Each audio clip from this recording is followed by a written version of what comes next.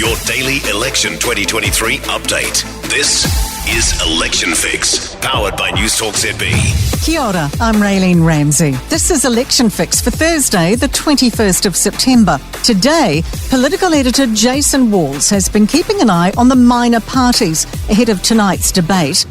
And Chief Political Reporter Aaron Dahmen is again with Chris Hipkins, this time mixing it up with the locals in Hawke's Bay. Election Fix headlines. Nationals promising to increase the hours international students can work from 20 to 24 hours a week. It wants to revive our international education sector, fast-tracking visa processing and expanding work rights for students and their partners. Spokesperson Erica Stanford says pre-COVID, they worked as security guards, fast food chefs and supermarket workers. We are now having to bring in people on work visas for 3 to 5 years doing those jobs. What we really want to do is maximise our international students so they can be filling those roles like they used to. Labor claims the latest economic data proves the party's economic plan is working, with the end to our technical recession. GDP increased 0.9% in the June quarter and 3.2% in the year to June. Finance spokesperson Grant Robertson says it shows Labor's helped New Zealand turn a corner. Everybody knows how challenging the last few years have been because they've experienced it themselves. The government has tried throughout that period of time to get the balance right. But Nationals finance spokesperson Nicola Willis is having none of that. It feels like a recession, and we can have a big debate about the technical numbers, but that is the cold, hard reality. Winston Peters is happy with what Christopher Luxon is saying about possible post-election negotiations. The national leader says he'll work with whatever he has to work with whatever the New Zealand people give him to change the government. Peter says the biggest obligation after election night is to form a better and stable government. All the moments from the campaign trail. This is Election Fix from Newstalk ZB. Now to our reporters on the campaign trail. And Newstalk ZB's Chief Political Reporter Aaron Dahmen joins us now.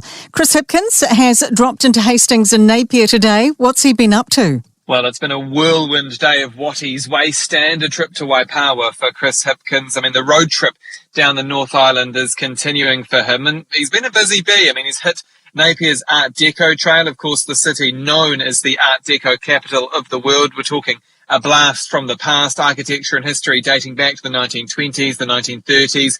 Earlier, Hipkins visited a local dump, but the real highlight was dropping into the Wattie's factory. He was dressed from head to toe in overalls and packing the frozen veggies, which, of course, are set to benefit from his party's 15% GST slash. And that, of course, though, comes on the same day media reports emerged of the Labour government being warned earlier this year that removing GST from fruit and veggies may not make them more affordable. So very interesting indeed that on that same day, he was in the Wattie's factory packing those same fruit and veggie bags. So I believe he picked up a special gift from Wattie's. It's something we'd all want. What exactly was it? He did, of course. We know Chris Hipkins loves a sausage roll, and he loves some tomato sauce on that sausage roll too. And he was about to address a group of workers on their lunch break, and I saw some staffers passing something around, and it looked like some Wattie's tomato sauce. And I thought, oh yeah, they're going to hand him some tomato sauce to take home. But it wasn't just some Wattie's tomato sauce. It was 2 bottles of personalised tomato sauce. One had Chippy's tomato sauce on it, the other Chris Hipkins tomato sauce.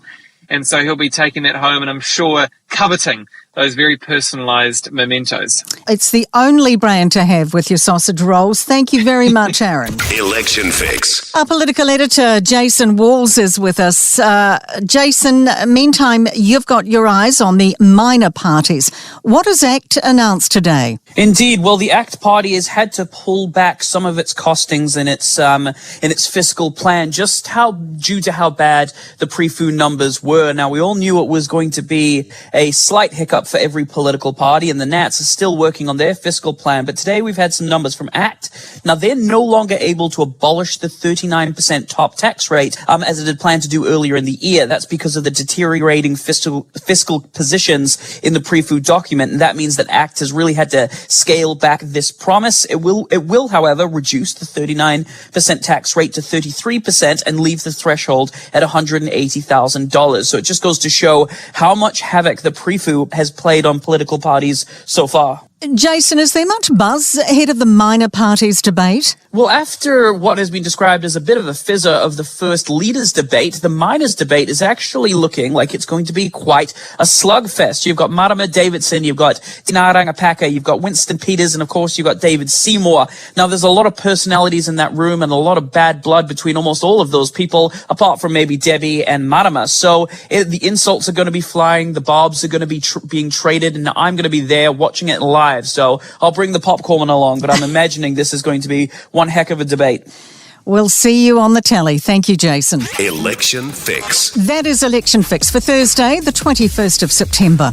Join us again tomorrow to get the latest update on everything from the campaign trail from the Newstalk ZB newsroom.